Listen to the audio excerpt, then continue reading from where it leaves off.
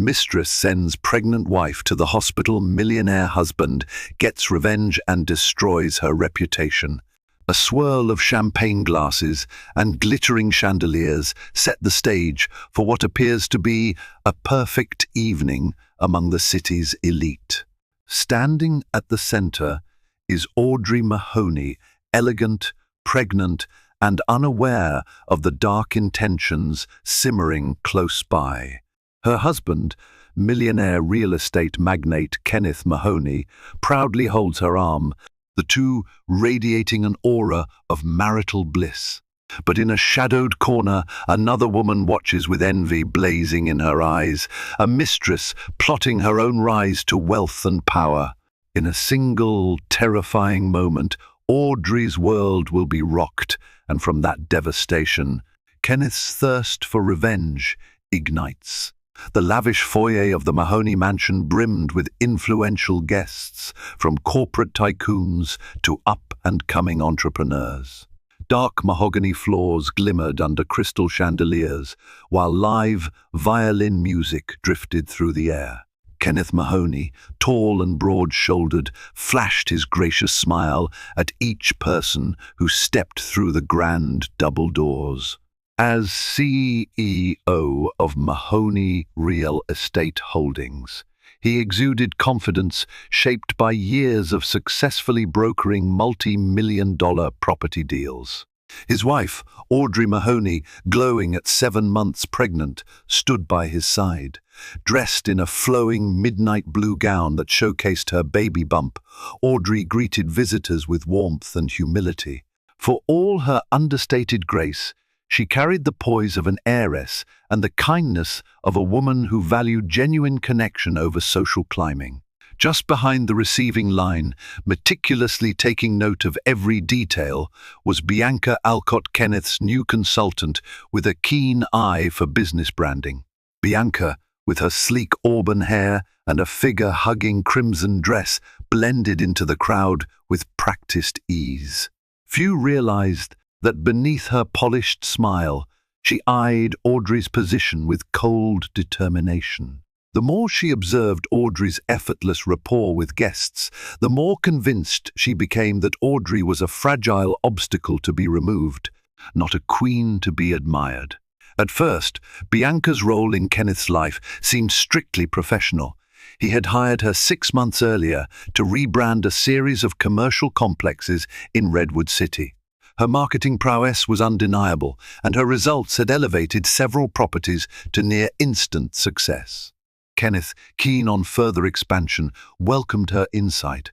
Audrey, trusting her husband's judgment, had shown polite interest but kept a cautious eye on this new advisor. Throughout the evening, the dining hall buzzed with conversation about Kenneth's latest acquisitions. Photographers from local publications like the Bay Area Business Chronicle circulated, snapping pictures of the city's elite. Reporters angled for interviews with Kenneth, who graciously offered statements about modernizing Redwood City's skyline and sustainable development. Meanwhile, Audrey's best friend, Rebecca Farnsworth, a discreet and loyal confidant from her college days, hovered protectively. Rebecca had never fully trusted Bianca's too-perfect veneer. Toward the end of dinner, after hours of socializing and smiling for cameras, Audrey excused herself to freshen up. She slipped away, navigating the mansion's corridors lined with contemporary artwork. Bianca, ever watchful, seized the opportunity. Catching Kenneth alone near the dessert table, she leaned in with a conspiratorial grin. "You're the talk of Redwood City, Kenneth," Bianca murmured, swirling the champagne in her glass. "Everyone wants in on your next project. Congratulations."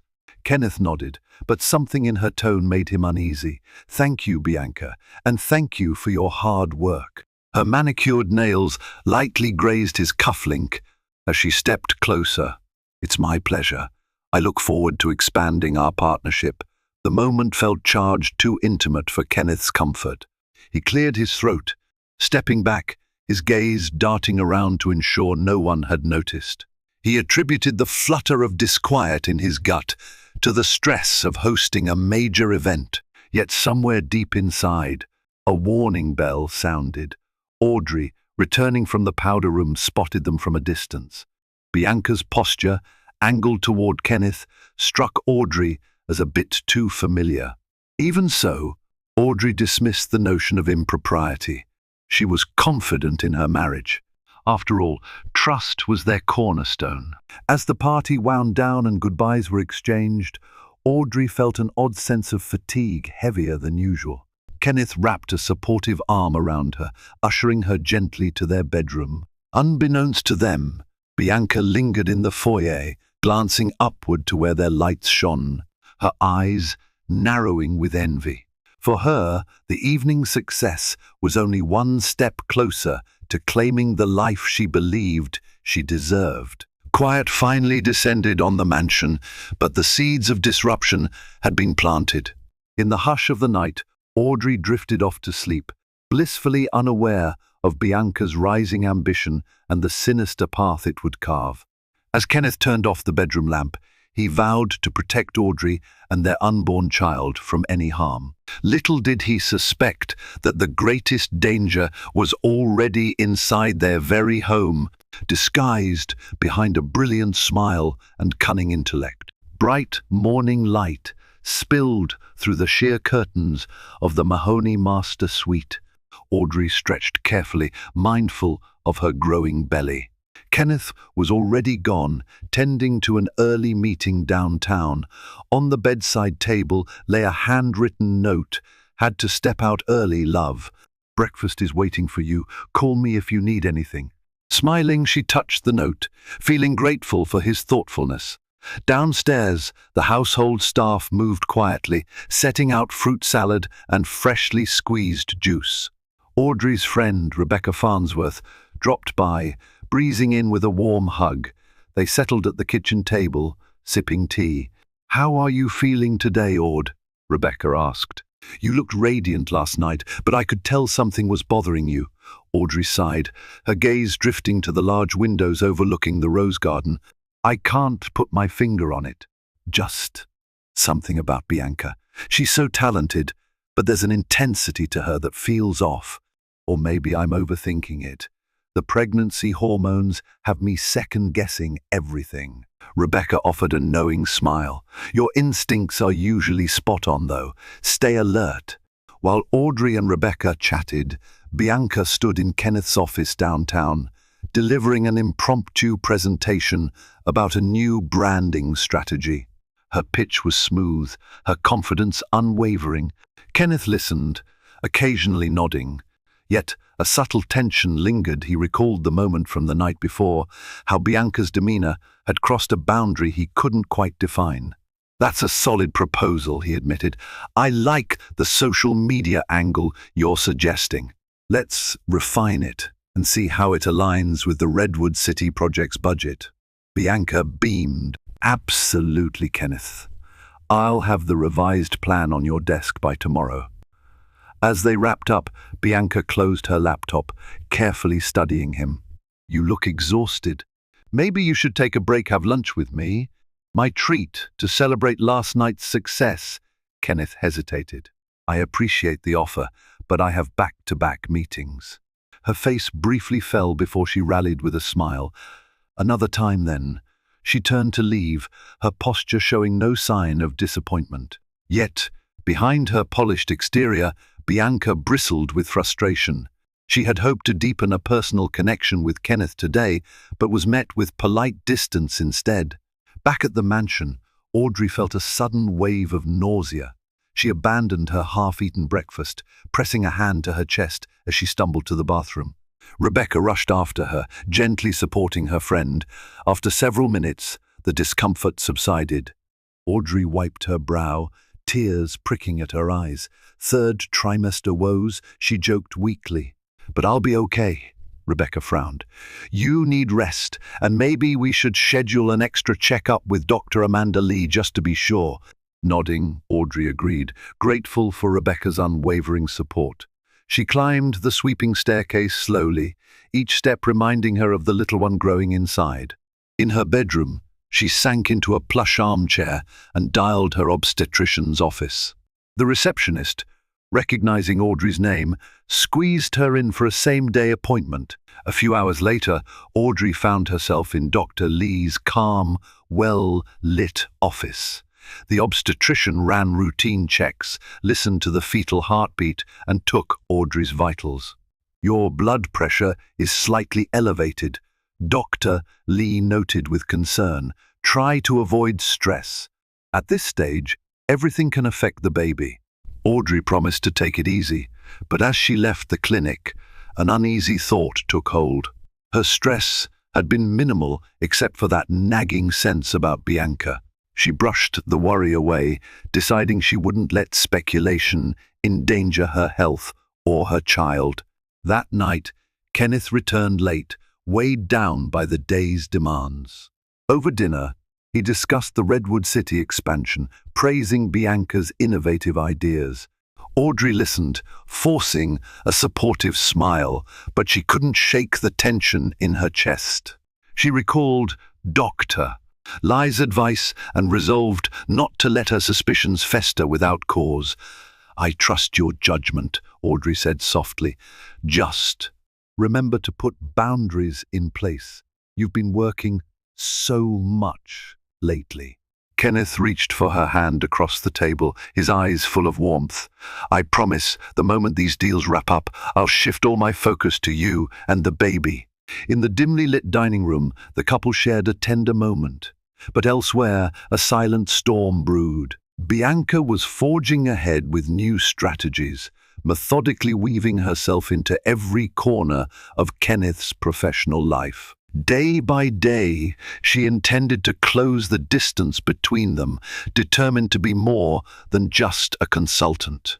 And if that meant Audrey had to be displaced physically or otherwise, Bianca was all too willing to push. The following week saw Redwood City humming with talk of Kenneth Mahoney's upcoming groundbreaking ceremony for a luxury condominium complex. Advertisements plastered bus stops and billboards, promising a new standard of living. Behind the glossy campaign was Bianca Alcott, her strategic genius evident in every tagline. In Kenneth's office, phone calls and consultations ran non-stop. Bianca occupied a desk at the far end, working side by side with Kenneth's regular staff. From that vantage point, she effortlessly integrated herself into every decision, every minor detail. Kenneth, pressed for time, found himself leaning more on her. But as Bianca's responsibilities grew, so did her desire for control. She noticed that staff members still turned to Kenneth for final approvals instead of her. She hated that even if it was the natural order of things. In her mind, if she could elevate her role to be indispensable, Kenneth would come to rely on her personally and emotionally. She just needed an angle. That angle arrived in the form of a rumor. A small blog, the Redwood Inquirer, published a piece claiming that local residents opposed the new development for environmental reasons. It was half true. There had been some mild concerns, but the blog exaggerated them. Sensing an opportunity, Bianca subtly dropped alarming hints to Kenneth about potential protests and lawsuits. "People are starting to gather petitions," she lied, feigning concern. "Investors are getting skittish, too." "I've had calls all morning." Startled, Kenneth scrolled through his phone for any official notice. He found nothing concrete but took Bianca at her word. In turn, the stress soared. "We'll need a crisis PR plan," he muttered, massaging the bridge of his nose. Bianca offered a comforting hand on his shoulder. "I can handle that. Let me take the lead, Kenneth. Focus on what you do best. Sealing the deals." Reluctantly, Kenneth agreed. He was already juggling endless tasks, and Bianca had proven adept at spin control. Perhaps letting her run the show would ease the burden. While Bianca orchestrated a damage control campaign, which largely involved inflated rumors of her own making, Audrey battled a different kind of stress at home. Her blood pressure inched higher, causing concern for Dr. Amanda Lee, who insisted Audrey scale back all strenuous activity. Even walking for too long left Audrey feeling dizzy. She spent more hours in bed, reading or watching mindless TV to relax, yet her mind kept drifting to Kenneth's schedule, to the presence of Bianca. She tried to tell herself she was being paranoid, but each time Kenneth came home late, each time he mentioned another investor dinner that Bianca would attend, Audrey's intuition flared. Rebecca Farnsworth, noticing her friend's mounting anxiety, visited one afternoon with a bouquet of daisies. "Here," she said, placing the flowers in a vase. "A little sunshine for your day?" "Thank you," Audrey murmured, overwhelmed with gratitude. "I hate feeling so useless, Rebecca. I want to support Kenneth, but Dr. Lee is telling me to avoid stress." Rebecca squeezed Audrey's hand. "Your health and the baby come first. Kenneth can handle the business side, but if your instincts about Bianca keep nagging, don't ignore them completely. Sometimes a whisper of doubt can protect us from a scream of disaster." Over the next few days, Audrey confided her concerns to Kenneth, who half listened. "Bianca's not perfect," he admitted one evening as they settled into bed, "but she's effective, and we need that right now. Don't worry, I won't let her cross any lines." Audrey sighed, wishing she could shake the sense of looming danger. "Okay," she finally whispered, resolved to focus on the baby's well-being. Across town, in a sleek modern condo she'd rented, Bianca poured herself a glass of wine. The lights of Redwood City sparkled below her window. She considered her day's work, how she had quietly fueled Kenneth's stress, making him rely on her more, and how she had managed to sow seeds of confusion among staff about potential crises. It was working. Already, she sensed Kenneth responding to her suggestions like a lifeline. In that quiet moment, Bianca's gaze fell on a photograph taped to her vanity mirror, a snapshot of her and Kenneth at a charity event. She had cropped out Audrey from the frame. It reminded her of what she was after, not just business success, but Kenneth himself. The sweet taste of ambition danced on her tongue as she contemplated her next move. She had big plans, a set of carefully orchestrated accidents that would push Audrey over the edge. All she needed was the right trigger, a burst of stress, and perhaps one unfortunate moment that would send Audrey and the baby spiraling into crisis. Then, Bianca believed, Kenneth would finally see who truly belonged by his side. Dark clouds gathered over Redwood City, mirroring the tension simmering beneath its polished surface. In Kenneth's headquarters, a hush fell as staff absorbed the news. A protest group was planning to picket the groundbreaking ceremony for the condominium project. Word had spread on social media, fueled by half-facts and speculation. Bianca seized the momentum, organizing press conferences and drafting statements to quell investor fears. Kenneth tried to remain calm, but the pressure mounted. Beyond the protesters, he juggled a lawsuit from a local competitor, a flurry of union negotiations, and Audrey's health issues. Sleep slipped away from him, replaced by late-night phone calls and restless pacing in his study. Bianca offered to shoulder more responsibilities, and her efficiency was remarkable. Each time Kenneth seemed on the verge of collapse, she presented a neat solution. Yet, ironically, the woman stirring the chaos was the very one offering him solace.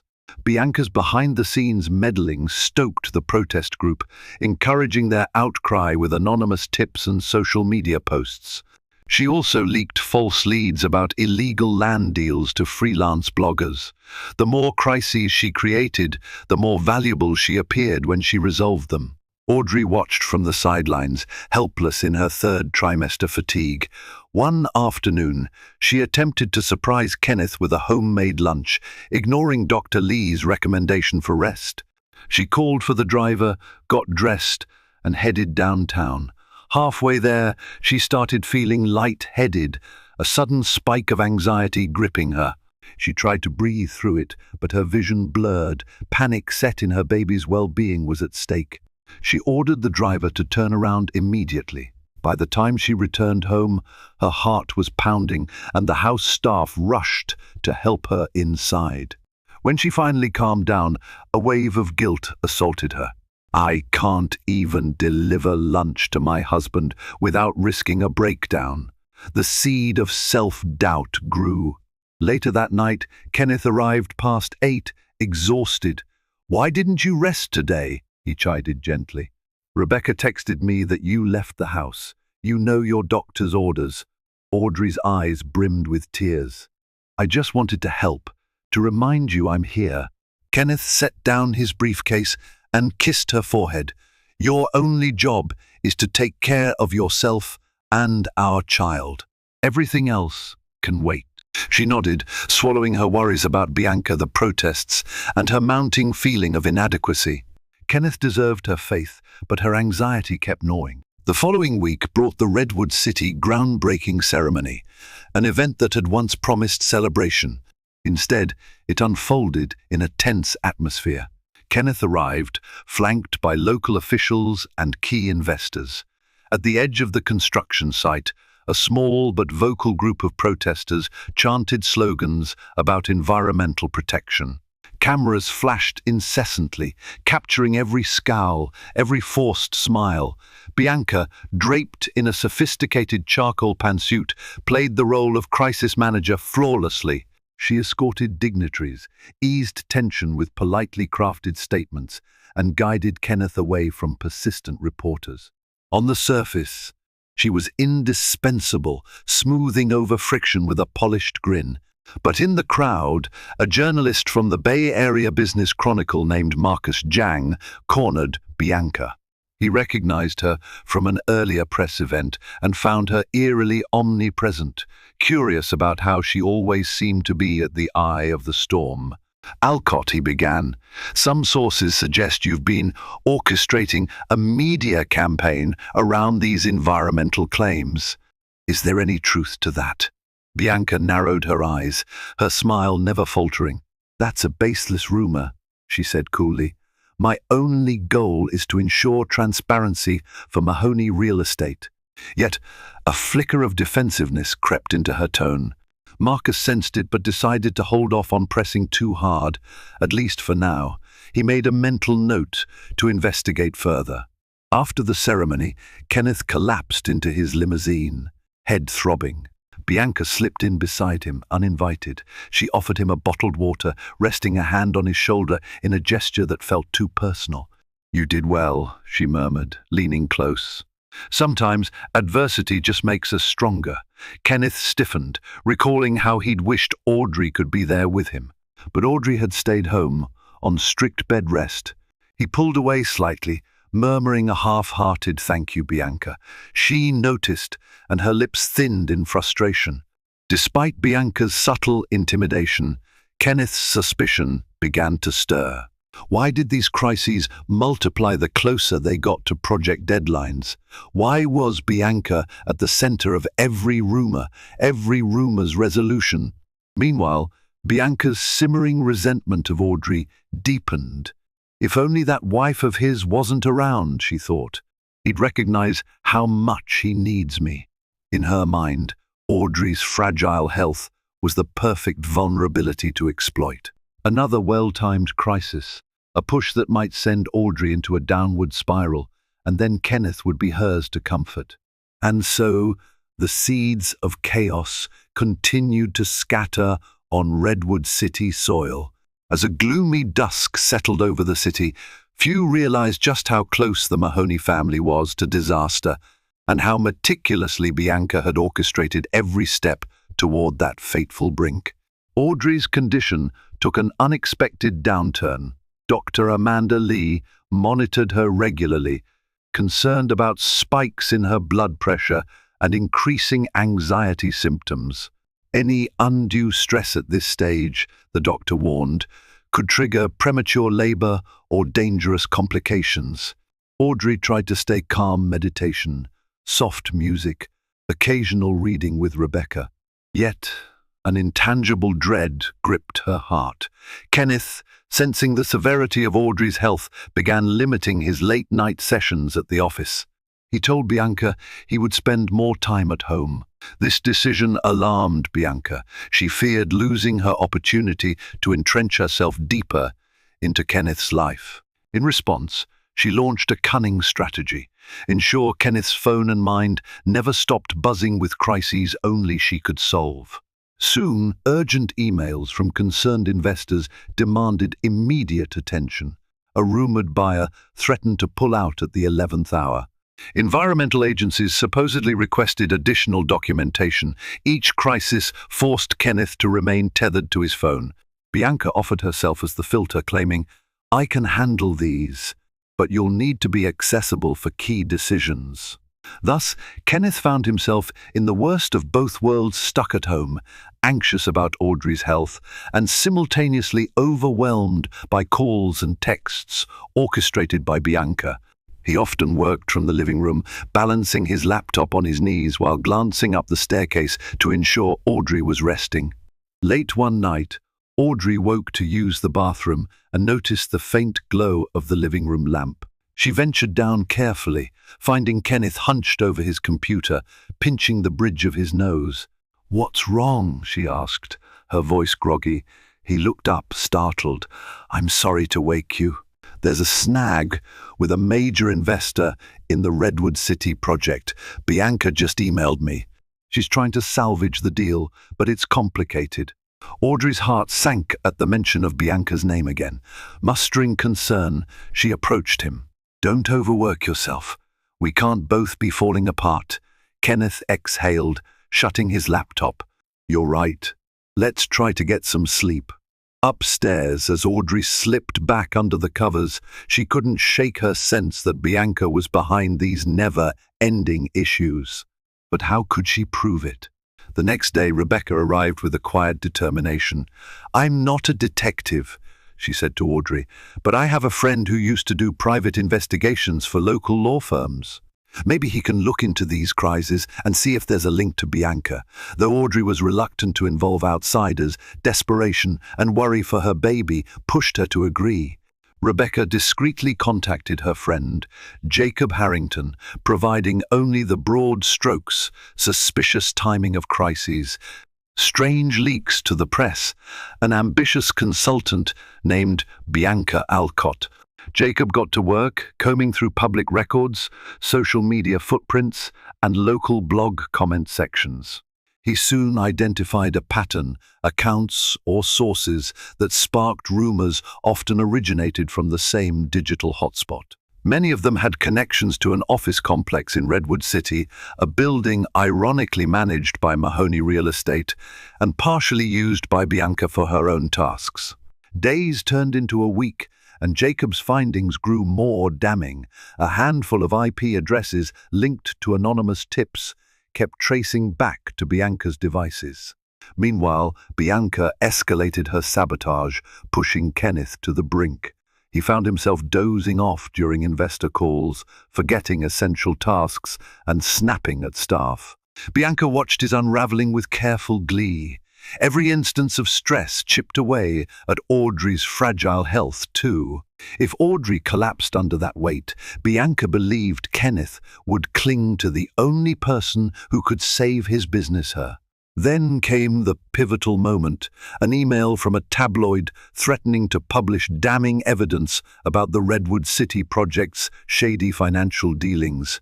The allegations were false, but the scandal threatened to alarm other investors. Kenneth, frantic, phoned Bianca in the middle of the night. She answered on the first ring. "We'll handle it," she purred confidently. "I'll issue a press statement in the morning. Don't worry." As Bianca hung up, a triumphant smirk danced on her lips.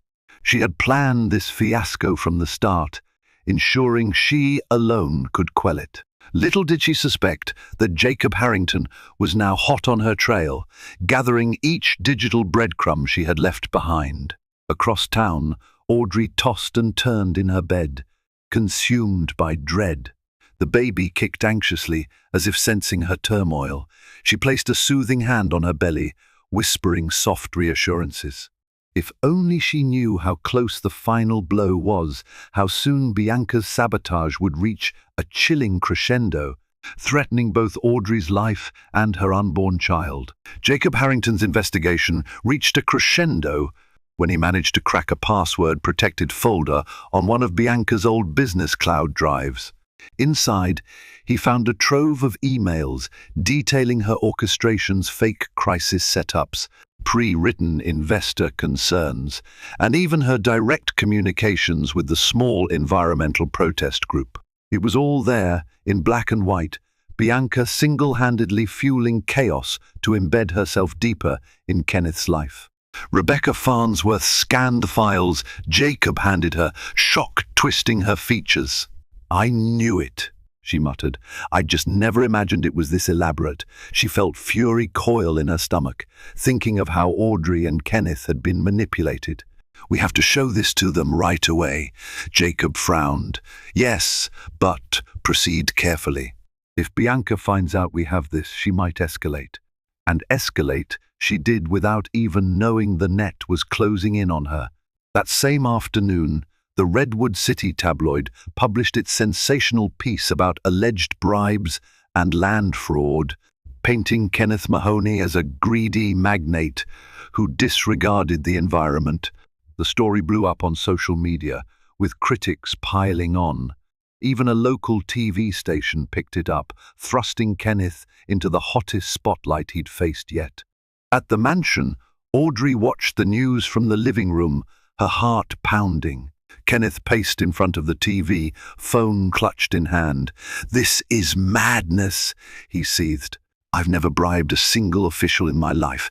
Bianca arrived soon after, dressed in a chic navy blazer and pencil skirt, walking in with a performance of concern. "Kenneth, I came as soon as I heard. I'm coordinating a press conference to refute every claim. Let me handle it." Before Audrey could interject, Kenneth nodded, relief crossing his face. "Thank you," he said, sounding exhausted. "I'm not sure how to fix this otherwise." Audrey noted Bianca's triumphant posture.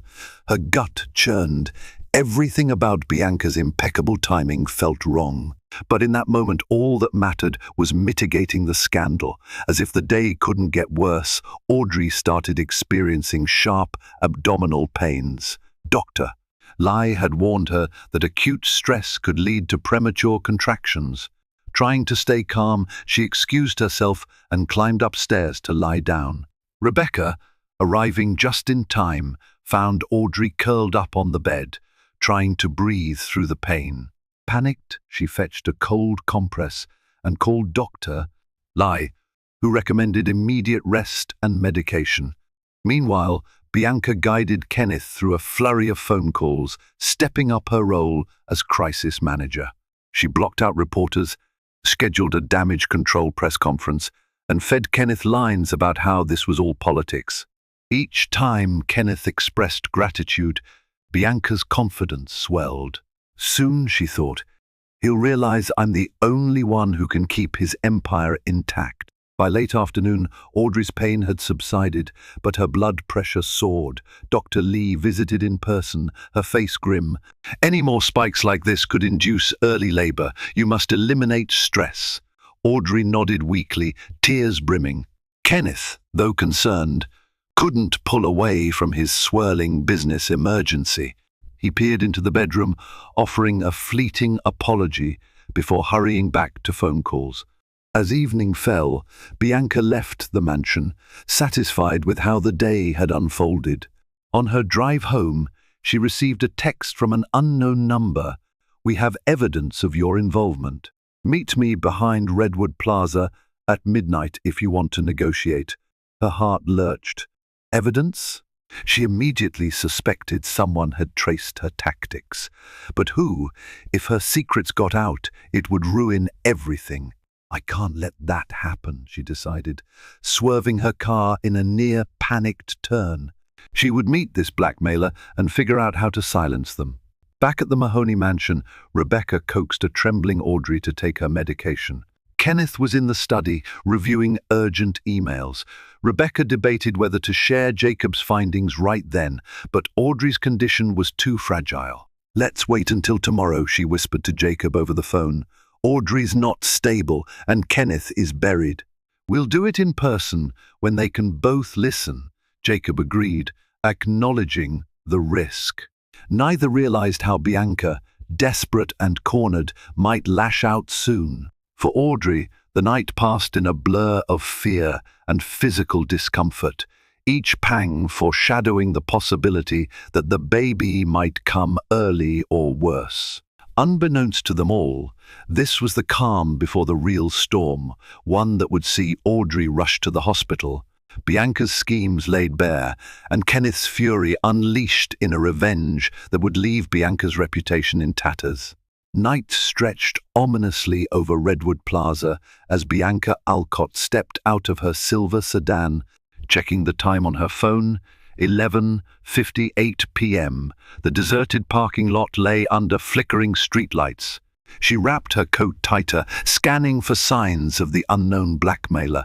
Suddenly, a figure emerged from the shadows, Jacob Harrington.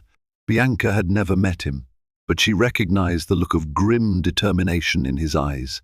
"You're the one who texted me?" she demanded, trying to mask her fear with anger. Jacob nodded. "I have proof you manufactured every scandal that's hitting Kenneth and pushing Audrey to the brink. You're responsible for inciting protesters, planting false stories, and driving them both into a state of desperation." Bianca's lips thinned. "How much do you want?" Jacob shook his head, disgust evident. "I'm not here for money. I'm here to warn you, stop what you're doing. Leave Kenneth and Audrey alone. We'll be handing our evidence to them in the morning. If you run, I'll ensure the police get it too."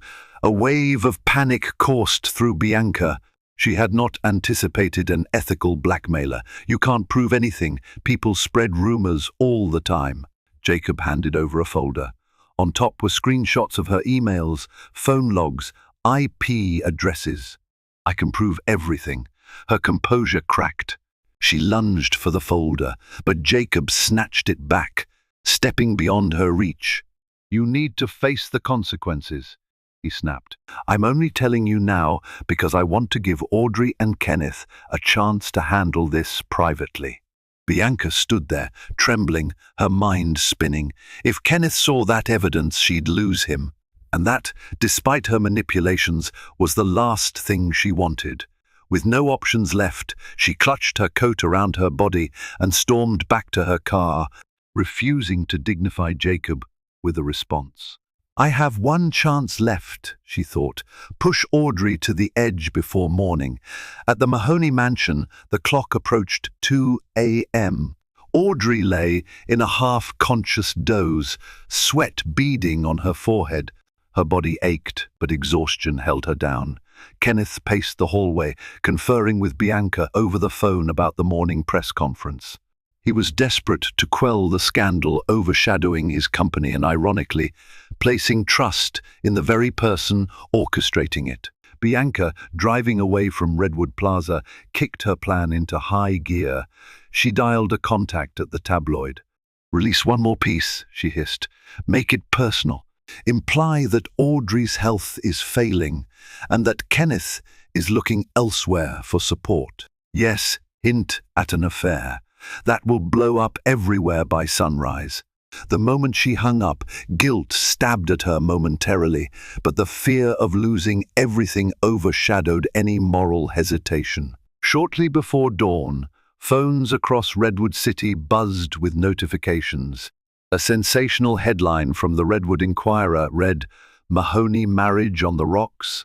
Sources say pregnant wife in crisis, while CEO leans on mysterious female consultant." The text insinuated that Audrey's condition was far worse, that Kenneth felt trapped, and that Bianca was his new confidant.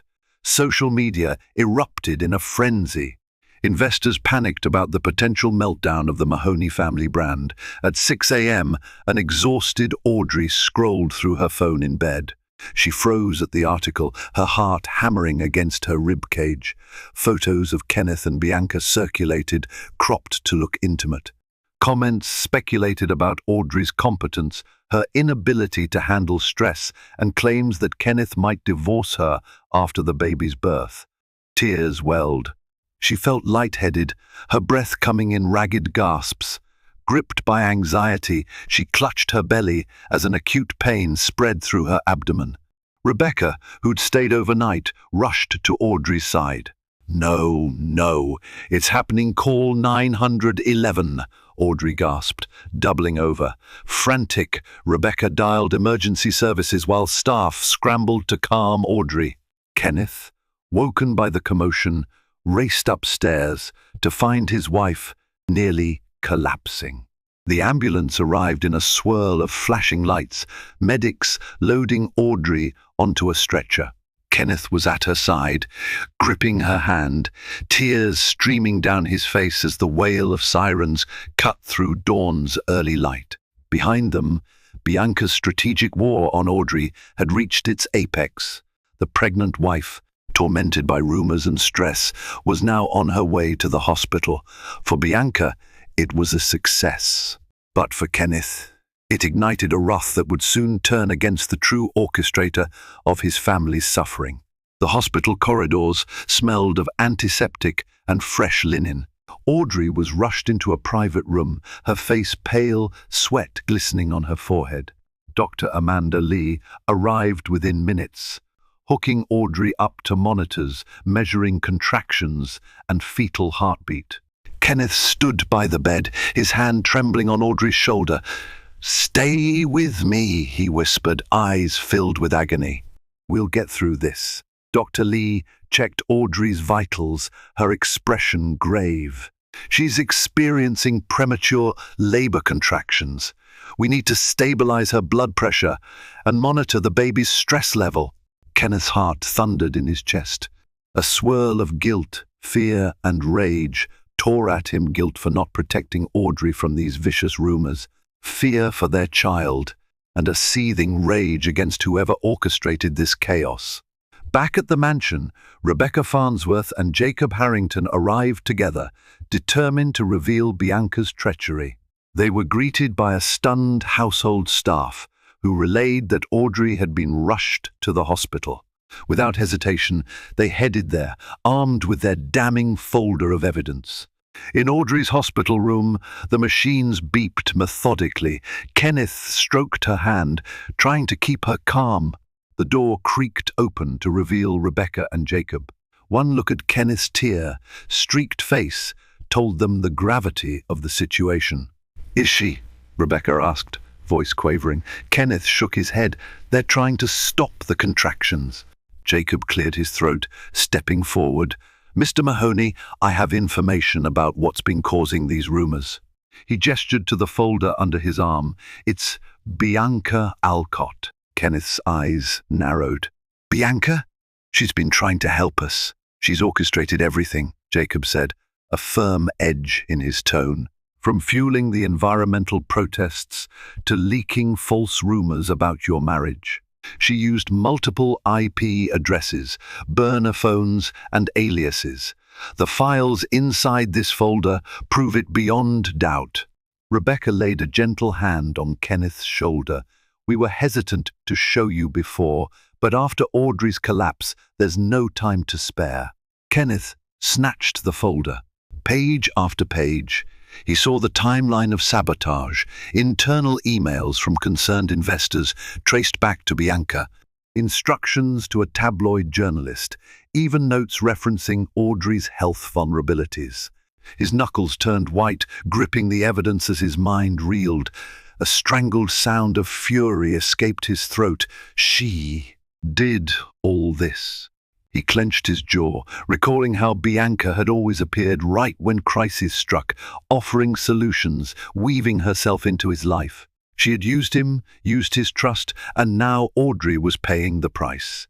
In that moment, Dr. Lee stepped in. "We've managed to stabilize the contractions for now," she said, eyeing the tension in the room. "But Audrey must remain here on strict bed rest until we're certain the baby isn't in distress. No more shock, no more anxiety." Kenneth nodded, tears burning his eyes as he looked at his wife's frail form. Then he turned to Rebecca and Jacob. "Thank you.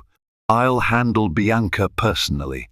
While Audrey rested, Kenneth stormed into the hallway and dialed Bianca's number. She answered on the first ring, her tone brisk. "Kenneth, I'm preparing for the press conference. How's Audrey?" His voice shook with anger. "She's in the hospital, thanks to you." Bianca feigned ignorance. "I'm sorry. I don't understand. Don't lie to me," Kenneth snarled, pressing the phone so hard against his ear it hurt. "I have proof of everything you did. Every sabotage, every rumor you planted, every shred of pain you inflicted on Audrey and on me." A pregnant pause. Then Bianca inhaled sharply. "Kenneth, I can explain. You have one chance," he hissed.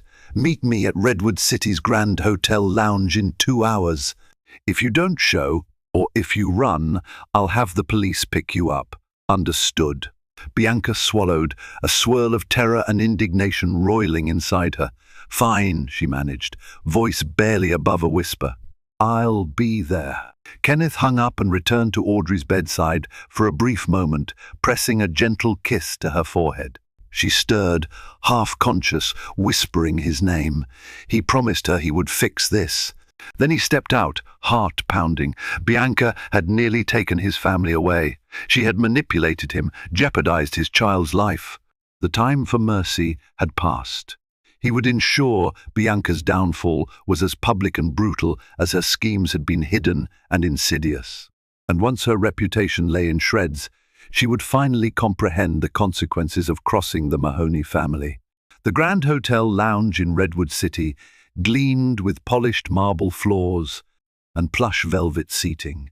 Ordinarily, it welcomed power lunches and social gatherings.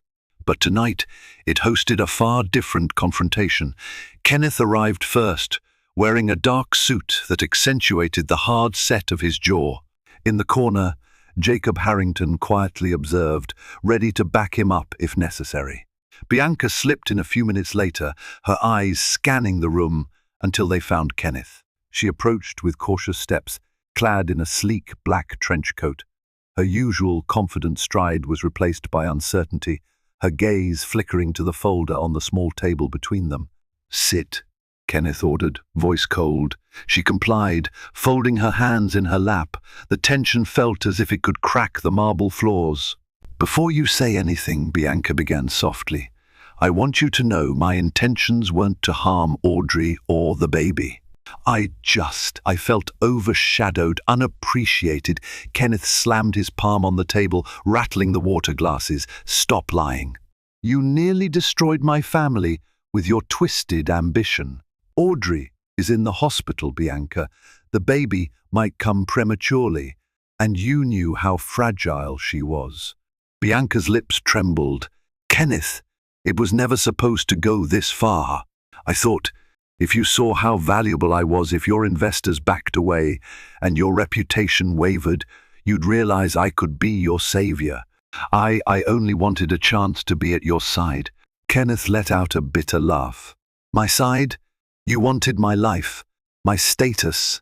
You orchestrated countless crises, manipulated protests, published false articles. All so I'd lean on you while my wife fell apart." Bianca's eyes glistened with tears of guilt or fear or desperation.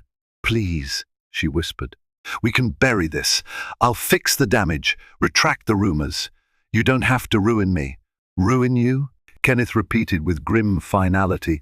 "Oh, that's exactly what I intend to do. You almost killed my wife and child. Did you think I'd just let you walk away?" He opened the folder, revealing the incriminating evidence to her once more. "Every investor you approached, every staff member you manipulated, every journalist you bribed, it's all here. I've already forwarded copies to my legal team." Bianca's breath caught. "Legal team? Are you pressing charges?" Kenneth's stare was ice. "Defamation, fraud, extortion. My lawyers are exploring every angle. Criminal charges may follow, but even if we settle, I'll make sure the entire city knows who you truly are. No one will ever hire you again." His words cut sharper than knives. For Bianca, who thrived on prestige and ambition, it was a fate worse than jail time, social and professional obliteration. She quivered in her seat, tears rolling down her cheeks. "Kenneth, I'm begging you. I'll do anything to make this right." He leaned forward, voice low and deadly calm. "The only thing I want is for you to vanish from my life. Confess publicly. Retract every rumor. Make a statement exonerating Audrey and my business. Then leave Redwood City. If you fight me on this, I'll release everything to the authorities. You'll be in handcuffs within the week." Trembling, Bianca buried her face in her hands. Kenneth rose, retrieving the folder. "I'm done speaking to you. My attorneys will be in touch. Remember, you made your own bed." Striding away, Kenneth felt a tidal wave of righteous fury coursing through his veins. Outside the lounge, Jacob Harrington nodded, following Kenneth to the car. "She looked pretty broken," Jacob remarked quietly. Kenneth closed his eyes, recalling Audrey's pale face in the hospital bed. "Not broken enough," he murmured, voice hoarse. "She'll never understand the pain she caused." He drove straight to the hospital, heart heavy with a mixture of relief and anger. In Audrey's room, he found her asleep, color returning to her cheeks as the Thorth dripped medicine into her veins. Dr. Lee said the contractions had slowed, but the threat of premature labor remained. Carefully, Kenneth took Audrey's hand, leaning in close. "It's over," he whispered, though a shadow of doubt lingered. Bianca might sign confessions and leave Redwood City, but the damage she inflicted wouldn't vanish overnight. Regardless, vengeance tasted both bitter and necessary. His priority now was ensuring Audrey's recovery and safeguarding their child. Bianca had unleashed havoc, believing it would grant her power. Instead, she reaped Kenneth's wrath, her once bright future in Redwood City scorched to ashes. For Audrey and the baby, a new dawn beckoned a life free from Bianca's schemes. And for Kenneth, this was only the beginning of rebuilding what had nearly been destroyed. 2 days later, Audrey's condition stabilized. The hospital room felt lighter, with colorful flowers and gentle sunlight streaming through the blinds. Kenneth hovered protectively, updating her on the final fallout of Bianca's betrayal, but keeping details sparse for fear of causing undue stress. Rebecca Farnsworth visited daily, bringing warm broth and conversation to cheer Audrey up. Jacob Harrington stopped by once to confirm that Bianca had indeed signed a confession, which Rebecca read aloud to Audrey in measured tones. She admitted to orchestrating the entire set of rumors. "Aud," Rebecca said, trying to keep her voice steady. "She even confesses she targeted your health vulnerabilities to drive you into a crisis." Tears shimmered in Audrey's eyes, all because she wanted Kenneth's approval and his life. "How twisted can someone be?" Rebecca nodded, placing the confession aside. "She's gone, though." Jacob said she left Redwood City. "Your lawyers have her statement, so she can't backtrack." Kenneth's business is already seeing recovery. Investors who were spooked are returning once they see the truth. Audrey leaned back against her pillows, exhaustion creeping up. She felt waves of gratitude for her friend's support and sorrow for the stress that nearly cost her and her unborn baby their safety. When Kenneth entered, he offered a gentle smile, slipping an arm around Audrey's shoulder. "How are you feeling?" he asked softly. "Better," she replied. "The baby's more active now. Doctor, Lai thinks we might carry to term if I stay on strict bed rest." Kenneth kissed her temple. "That's all I need to hear." He turned to Rebecca. "Would you give us a moment?" Once they were alone, Audrey cupped her husband's cheek. "I'm sorry I doubted you, even a little bit. Bianca made it look like you were relying on her for more than business." Kenneth shook his head, placing his hand over hers. "Never. I'm sorry I didn't catch on to her manipulations sooner. I should have protected you." They embraced, letting the hospital's quiet hush wrap around them. No words could erase the harrowing weeks they'd just survived, but they had each other, and their child was still safe. That was more than enough. Over the next month, Audrey remained under close watch, but her health steadily improved. Kenneth, having implemented thorough damage control, saw his real estate empire regain its footing. Publicly, news of Bianca's confession circulated with measured caution. Investors realized they had been duped by a cunning saboteur, and support rallied around Kenneth and Audrey. For Redwood City, the scandal became a cautionary tale about the power of rumor and ambition. Bianca's name turned to ash among professional circles. Clients she once courted severed ties, industry events blacklisted her, and her reputation lay in tatters.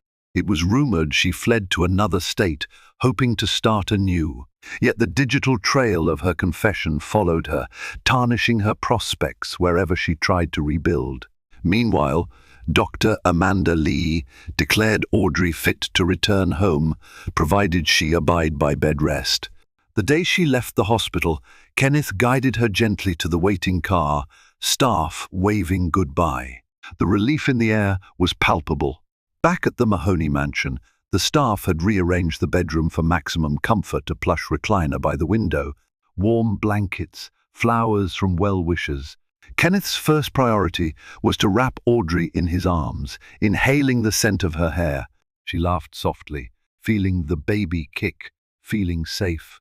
Rebecca emerged from the kitchen, carrying a tray of herbal tea and homemade cookies. "Welcome home, Mama-to-be," she teased. "No more drama, promise." Audrey laughed, tears of happiness slipping down her cheeks. "I'll hold you to that." Night fell, a calm hush settling over the mansion. In their bedroom, Audrey rested while Kenneth read a parenting book. Occasionally, they shared a look, a soft smile, an unspoken gratitude for surviving the storm that almost tore them apart. The future might still hold challenges, but nothing could shake their faith in each other. In the months that followed, Audrey gave birth to a healthy baby boy, Christopher Mahoney. His arrival symbolized a fresh start, a tangible reminder that love, resilience, and truth could conquer even the most poisonous deceit. Kenneth gazed at his newborn son with awe, silently vowing that no threat would ever again jeopardize his family. While Bianca disappeared into obscurity, the Mahoneys thrived. And though scars remained from the betrayal, each day brought them closer, forging an unbreakable bond. In a city shimmering with ambition and wealth, their story became a beacon of what truly mattered: the power of loyalty, the triumph of truth, and the unshakable strength of a family united against all odds. Kenneth and Audrey Mahoney's ordeal served as a stark reminder of how ambition, when twisted by envy, can shatter lives. Yet from the edge of heartbreak, their bond emerged unbreakable. Bianca's elaborate web of deceit ultimately trapped only herself, leaving her reputation and future in ruins. Meanwhile, the Mahoneys found renewed purpose in each other and in their newborn son, Christopher, an enduring symbol of hope after the storm. Their journey reminds us that real love and unity can withstand any onslaught of lies. When truth comes to light, no scheme, no matter how calculated, can prevail. If you found this story gripping, please like, share, and subscribe to our channel. Spread the word so others can experience every dramatic twist of this cautionary tale of betrayal and redemption. Together, let's celebrate stories that prove genuine devotion and integrity are the strongest shields against even the most dangerous ambitions.